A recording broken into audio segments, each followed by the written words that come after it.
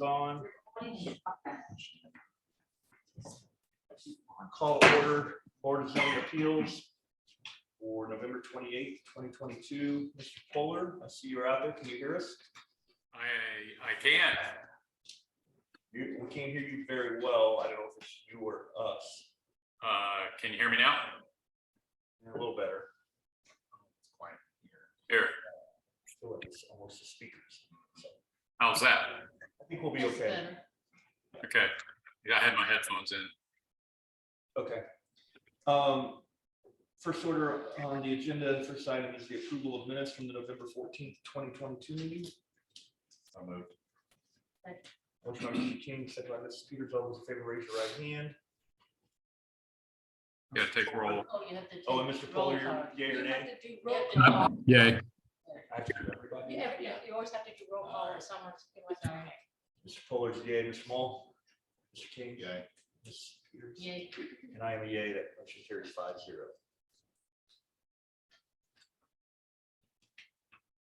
I haven't done that. Yeah. It's holiday fall. We're coming back. It's like I know. All right, next item is findings of fact for BZA 2022-038, a development standards variance for Gary Fisher on behalf of Central Ninth Pearson. Chairman, in consideration of the statutory criteria, I move that we adopt the written findings of fact as presented, incorporating the evidence submitted into the record as our final decision and final action for variance petition number BZA 2022-038. Second. Second by Mr. King. Mr. Polar, Yay. Mr. Mall, Mr. King, Yay. Mrs. Peters, Yay. and I am a yea. That motion carries 5-0. Next up is BZA 2022-039, a development standards variance by Timothy Temple for 777 Kensington Park Road. Mr. Chairman, consideration of the statutory criteria, I move that we adopt the written findings of fact as presented, incorporating the evidence submitted into our final decision and final action for variance petition number BZA 2022-039. Second. Second by Mr. Mole, Mr. Pollard, Yay. Mr. Mole, Mr. King, Yay. Mrs. Peters, Yay. and I am a yea. That motion carries 5-0. Next up is 2022-40, development standards variance for Tim Harper for 495 Carroll Drive. Mr. Chairman, in consideration of statutory criteria, I move that we adopt the written findings of fact as presented, incorporating the evidence submitted into the record as our final decision and final action for variance petition number BZA 2022-040. Second. Motion by Mr. Mole, second by Mr. Polar. Mr. Polar, Yay. Mr. Mole, Yay. Mr. King, Yay. Mrs. Peters, Yay. and I'm a yea. That motion carries 5-0 as well. Next up is we have no old business. Any old business from the floor? Seeing none, we'll move on to new business. We have BZA 2022-041, a development standards variance by Garrett Companies for Oliver Springs, requesting relief from 4 sections of the Unified Development Ordinance. First one is a building design standard. The second for screening mechanical equipment. The second one is building design standard for the front elevation and to reduce transparency to 15%. The third one is side elevation to reduce transparency to 15%. And the fourth one is to reduce the minimum dwelling size for a unit from 700 to 670 square feet. All those wishing to present, please. Oh, before I get started with that, is everything in order? Yeah, the files are in order, and we have the notices in order as well. I would like to note that they do have a commitment to not seek a variance from dimensional standards. They will be on Plan Commission tonight, directly after this meeting, seeking a modification of those commitments that would allow them to come before the Board of Zoning Appeals. That is why the staff report indicates a conditional approval upon that commitment being waived. Okay. Shauna? Certified copies of the Unified Development Ordinance and Comprehensive Plan have also been placed into the record. Okay. Now, all those wishing to present, please stand and be sworn by our secretary.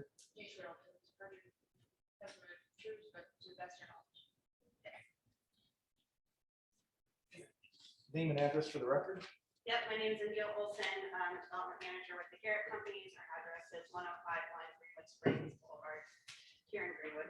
Okay, Ms. Olson, I guess in reference to what Mr. Nelson stated, we are maybe somewhat ahead of the horse here with this hearing. If you have a hearing at the planning commission on whether the commitments must be upheld and whether we can grant a variance. So we are willing to go forward tonight with the conditions, obviously, that the staff recommended.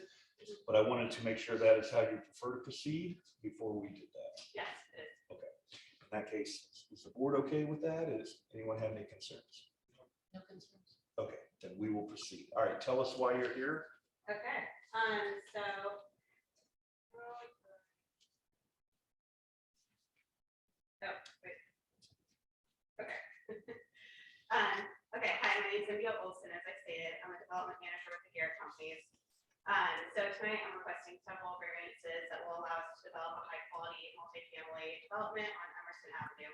So before I get into my specific request, I kind of wanted to give a brief overview of the property and of the Garrett Companies as well. So we are a fully integrated real estate development company. So we develop, construct, and manage our properties. We were founded in 2014 by Eric Garrett and start with 6 employees. We've grown to over 180 employees in the past 6 years, and we're still located here in Greenwood. We specialize only in luxury Class A multifamily, and where appropriate, we have mixed-use components as well. So to date, we have over 50 projects across 17 states. The property I'm here to discuss with you today is on Emerson Avenue. It's approximately 16 acres. It's located just down the street from our headquarters. It's sandwiched between Red Dot Storage and Maple Grove residential subdivision. A rezone was approved at the July 18th City Council meeting where we rezoned the property from industrial large to residential multifamily complex. As a brief overview of the project, we have 226 total units spanning across 21 residential buildings. So as I stated, the property is approximately 16 acres. We also have a clubhouse with a pool and outdoor amenities like a fire table and an outdoor kitchen.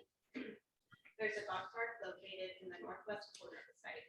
Additionally, we have an 8-foot tall sound wall with a large buffer along the southern property line.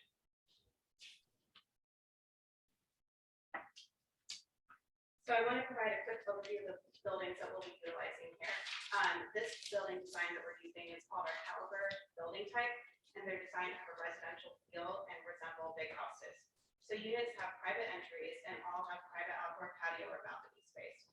We have 2 building types at this location. One is with private garages, and then one is without private garages. The buildings with private garages have 10 units, and the buildings without have 14 units. All buildings are 2 levels with a 35-foot max height. For reference, the RMC max is 80 feet for height, so we're well below what's allowable. We're using masonry materials and fiber cement panel for all exterior materials, so we're meeting those UDO requirements. For our interior finishes, we use granite and quartz counters and stainless steel appliances. So today we are requesting 4 variances. We're requesting 2 variances for the transparency requirements, and a variance for mechanical screening, and a variance for the minimum residential unit size. So I'll start with the mechanical equipment screening. So the Greenwood UDO states that all mechanical equipment located on the ground must be screened in the same manner as the trash enclosure. For the UDO, allowable materials for the trash enclosure include a hedge-like screen of plant material that can grow to 6 feet in height, a solid wood fence, or a masonry fence. So we prefer to use masonry materials that match the building to screen the trash enclosure. In our experience, masonry screening is typically lasts longer, requires less maintenance, and is less likely to be damaged or scraped by a truck or other vehicles. We're seeking a variance to allow us to use evergreen plantings, which are an allowable material for trash enclosure screening to be used to screen the mechanical equipment. So as shown on these building plans, I have my type 1 building on the left and type 2 on the right.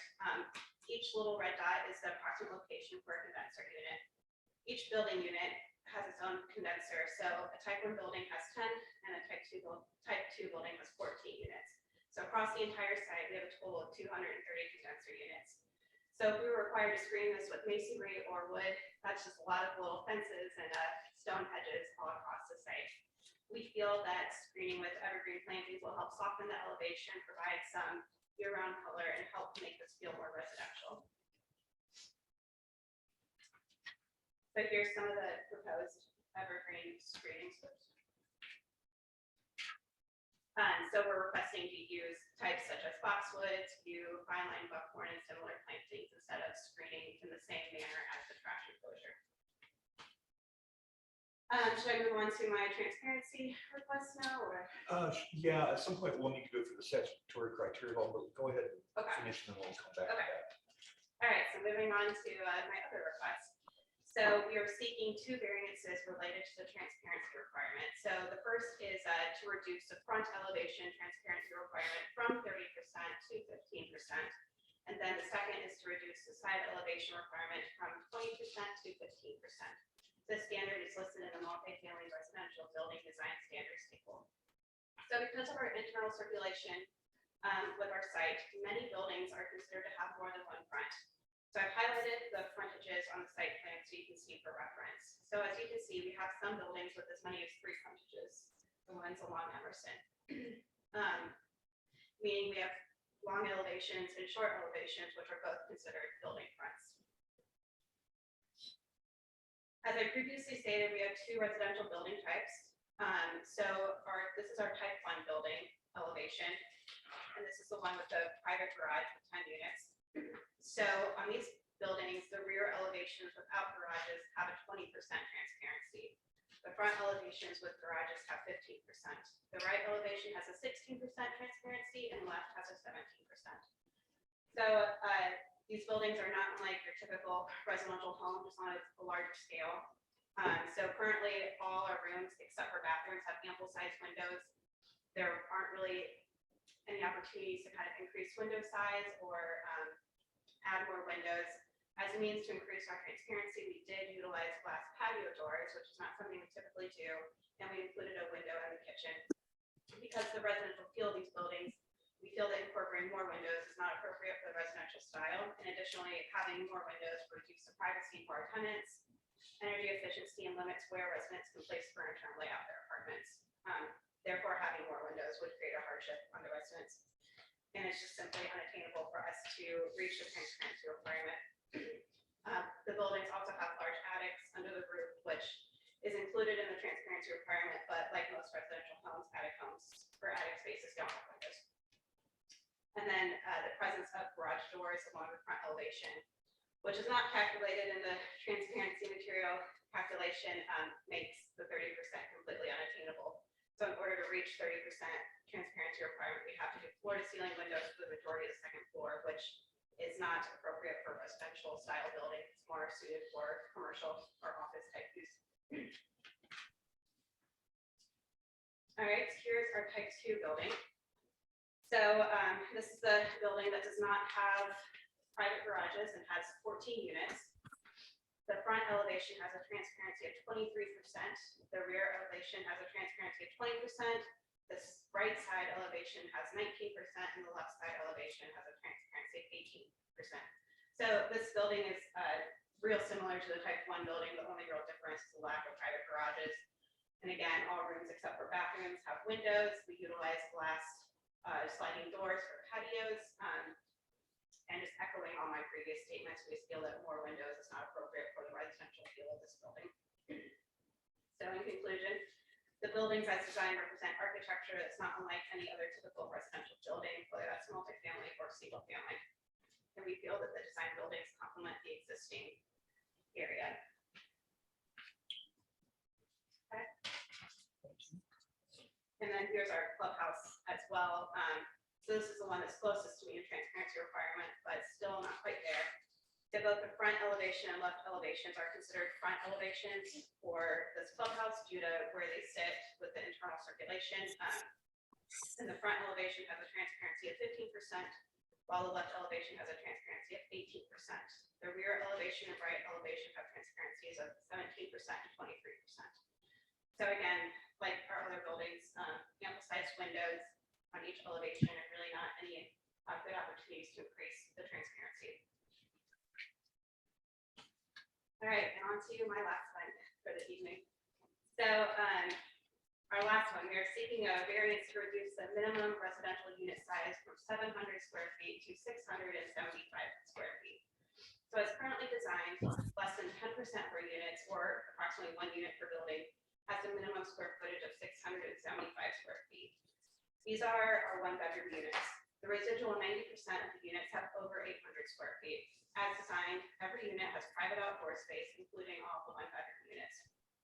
If we were to make this 700 square foot unit, if we make this unit 700 square feet to meet that minimum requirement, we would have to expand into the outdoor area. So on the left is how it currently is designed, and on the right is the highlighted area of how it would change if we were to get to that 700 square feet. So as you can see, the patio space drastically reduces.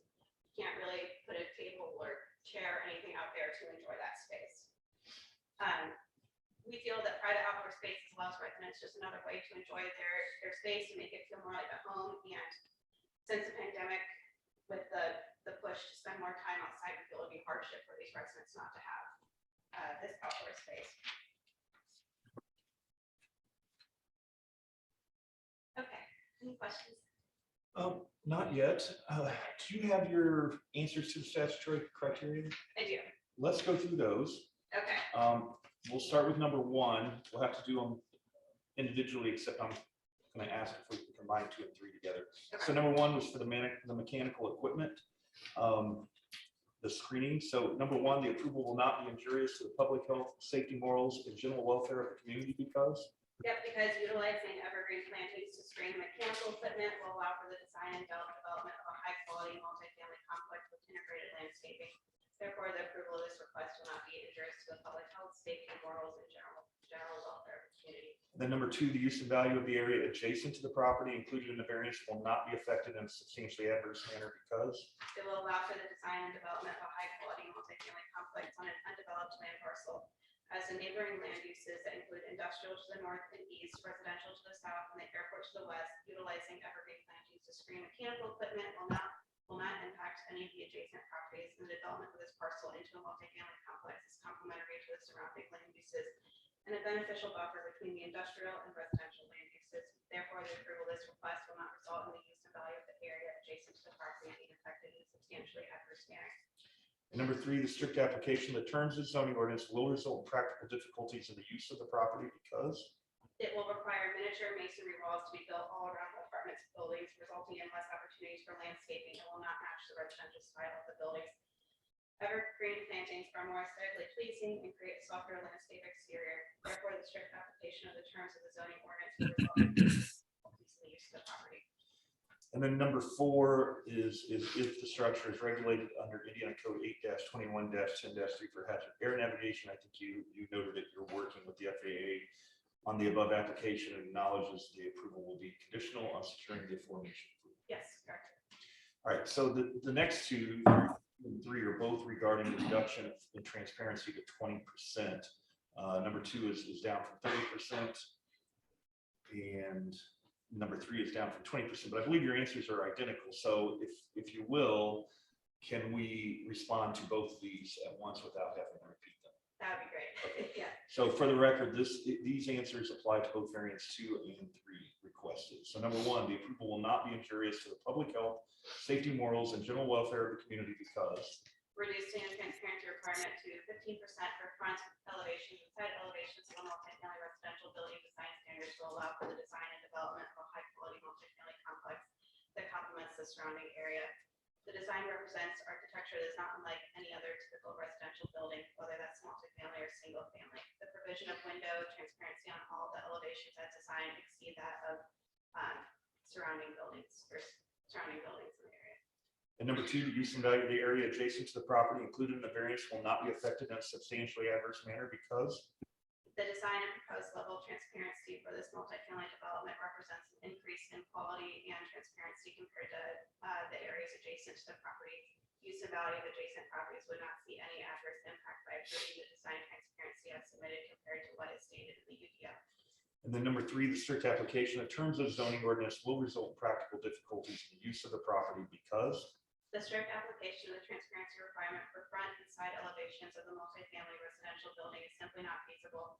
Currently, windows are in every room except for bathrooms, and most rooms have multiple windows. On long facades without garages, the type 1 building has approximately 20% transparency, and the type 2 building has 20 to 30% transparency. On long facades with garages, that transparency amount is further reduced to 15% for type 1 buildings. On these facades, a 30% transparency would require floor-to-ceiling windows for 85% of the second floor. In addition to greatly reducing the privacy of the residents, this would reduce the energy efficiency of the building. It's not practical for the residential nature of the building. Transparency amounts of the clubhouse range from 15 to 23%. Therefore, the strict application of terms of the zoning ordinance would result in practical difficulties in the use of this property. And then again, number 4 is that you are working with the FAA to handle the structure as far as regulation or Indiana Code 8-21-10-3 for hazard area navigation. Yes, correct. And then number 4, which is reduce the dwelling unit size from 675 square feet. The approval will not be injurious to the public health, safety, morals, and general welfare of the community because The approval of this request will allow for the design and development of a high-quality multifamily complex that complements the surrounding area with a range of housing options to meet different needs. Additionally, it will ensure that each unit has an appropriately sized private outdoor area. Therefore, the approval of this request will not be injurious to the public health, safety, morals, and general welfare of the community. number 2, the use and value of the area adjacent to the property included in the variance will not be affected in a substantially adverse manner because The approval of this request will allow for the design of a multifamily complex on an undeveloped land parcel with neighboring lands that include industrial to the north and east, residential to the south, and the airport to the west. Development of this parcel into a multifamily complex is complementary to the surrounding land uses and a beneficial buffer between the industrial and residential land uses. Therefore, the approval of this request will not result in the use and value of the area adjacent to the property being affected in a substantially adverse manner. and number 3, the strict application of the terms of zoning ordinance will result in practical difficulties in the use of the property because The strict application of the RMC minimum residential unit size will eliminate the private outdoor space for approximately 10% of the units. This will result in residents not being able to enjoy the living space to their fullest. Therefore, the strict application of the terms of the zoning ordinance will result in practical difficulties in the use of this property. And then again, number 4 is that you are working with the FAA as far as Indiana Code 8-21-10-3B. Yes. All right. Mr. Nelson, anything from the staff you want to discuss your comments around this application? Yeah, so as we said in our staff report, we really don't see an issue with these variance requests. The layout that they have, and she has a photo up for you to see, is kind of a unique way of designing a multifamily residential area where you have the aesthetic fronts kind of in a courtyard with a path system there with the garages on the front street, which would kind of be the rear of the building, if I understand it correctly. So basically by doing this, the rear has front elevation requirements, and just with the layout of the building, it is very difficult to reach that level of transparency with bathrooms, mechanical rooms, etc. Doesn't really fit the nature of this multifamily use. I think our multifamily use for design standards more follows a 4-story apartment building and that kind of style of design when we talk about transparency. Staff didn't see an issue with this, and we did feel like they had some hardship there, as well with the screening of the mechanical equipment. Do you want me to talk about that now? Go ahead. That we felt as well. Our ordinance kind of has a couple different areas where we talk about mechanical equipment with some kind of flipping guidelines. We feel that the evergreen trees and the plantings will provide for a natural buffer, will allow for air ventilation and look nice on this site. And then you have the 2 proposed conditions, which is the first one, the final plan shall substantially conform to the building elevations depicted in Exhibit E. And then the second one, which we discussed earlier, which is that the advisory plan commission does grant a favorable modification to Oliver Spring commitments as long as that is approved. that would be necessary for our approvals if we make that a condition. Yeah. Anything else before I close the public hearing? Anyone else? Public hearing is closed. Mr. Polar, any questions from you? No questions. Mr. Mull? Nope. Mr. King? Nope. Mrs. Peters? I have one question, and maybe for the staff. Okay, we're looking at the closure of the mechanical units. You're talking about a live product. Who's going to be responsible for replacing when those die?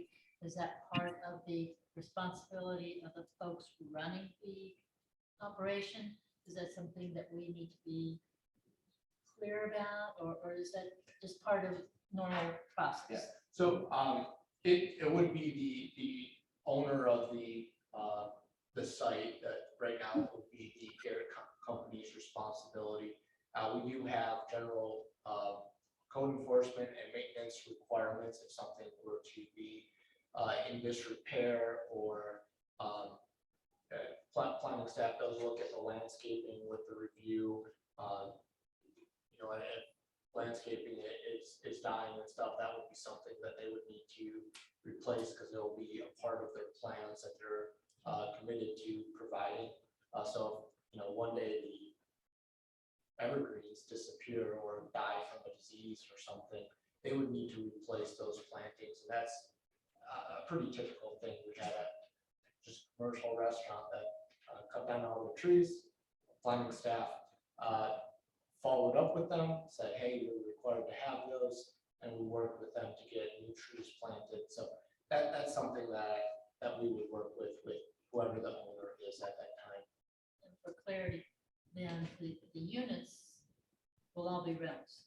Nobody's gonna own them. Yeah, no, it's a multifamily rental, not. I didn't know, because it kind of looked like condos which you buy Yeah, versus apartments that you rent. yeah, I can understand why you think that. Yep, no, rentals, and then as the owner and property manager, we would be responsible. So they'd be responsible for the grounds. But I mean, Yeah. if somebody bought it and they didn't like those evergreens, like, take them out, kind of a thing. That's why I'm trying to figure out who's responsible for that. And being next to an airport, you could have fuels that's gonna kill some of the plants, because you're talking about a live thing versus the physical, non-live thing blocking it. You understand where I'm going? Okay, I just want to make that clear in my mind, so that that's not a problem, that we've got a place to address that if there's something going on there. I'm good. Nothing else. I have no question. I was curious a little bit, I think you answered, Mr. Nelson, about why the ordinance, where the 30%, 20% came from, and how we managed to do that with many of the apartment buildings, because it would seem to me that might be an issue in many cases, but I think you could explain that. So I am good.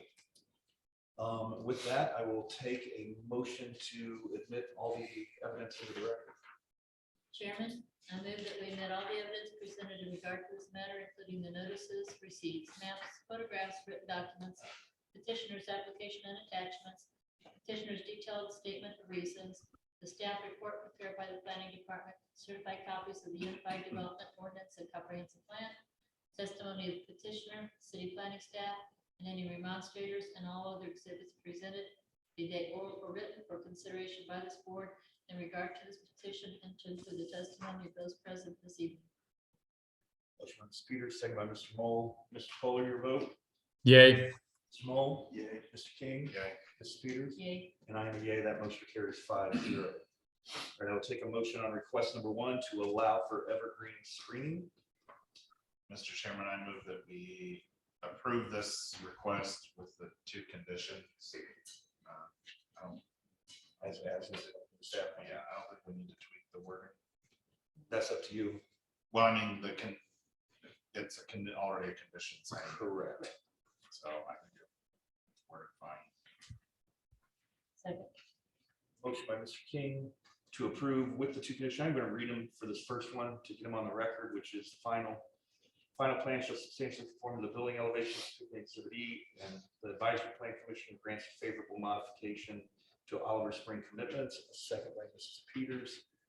Mr. Fuller, your vote? Yay. Mr. Moll, Yay. Mr. King, Yay. Mrs. Peters. Yay. And I am a yay. That motion carries 5-0 with the 2 conditions. Request number 2, front elevation to reduce transparency to 15%. Mr. Chairman, I move that we approve this request with the 2 conditions previously stated. Motion by Mr. King, second by Mr. Moll with the same 2 conditions. Mr. Fuller, your vote. Yay. Mr. Moll, Mr. King, Yay. Mrs. Peters. Yay. And I am a yay. That motion carries 5-0. Request number 3, side to reduce the side transparency to 15%. I'm on a roll. Mr. Chairman, I move we approve this with the same 2 conditions. Motion by Mr. King to approve the same conditions, second by Mr. Moll. Mr. Fuller, your vote. Yay. Mr. Moll, Mr. King, Yay. Mrs. Peters. Yay. And I am a yay. That motion carries 5-0. And number 4, to reduce the minimum dwelling unit size from 700 to 675 square feet. And to round it out, Mr. Chairman, I move that we approve this with the same 2 conditions. Motion by Mr. King, second by Mr. Moll. Mr. Fuller, your vote. Yay. Mr. Moll, Yay. Mr. King, Yay. Mrs. Peters. Yay. And I am a yay. That motion also carries 5-0. I will take a motion to direct the Corporations Council to draft written findings of fact.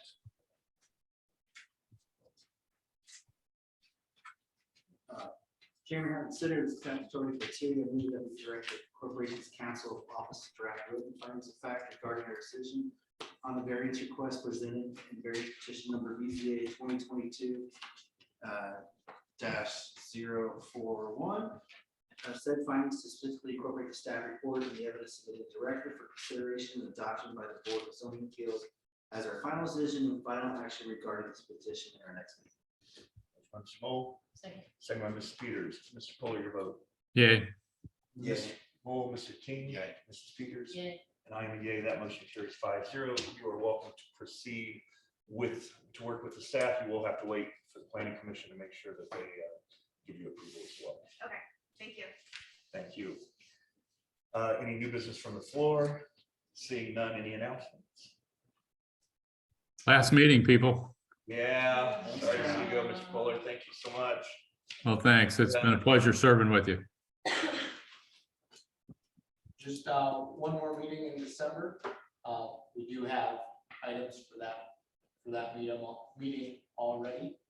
Then it's 2023, and we'll have to do elections again. So just be thinking about who wants to maybe run for election, or petition, and we'll look forward to seeing you then. Okay. No, I do want to make a notation. I may be on Zoom the next meeting if I can't make it here.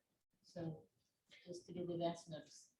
Well, 3 of us should be here. one Zoom and one absent, so if, in order for there to be a quorum for, they said they probably have 3 here. Yeah, the 3 of us are going to be here, so I think we'll be okay. But if something comes up, definitely make sure we're aware so we can determine how. I think the motion Oh, true. All right, motion to adjourn. Mr. Fuller, A motion to adjourn. Merry Christmas, everybody. Merry Christmas. to you. We are adjourned. Stop the recording. I think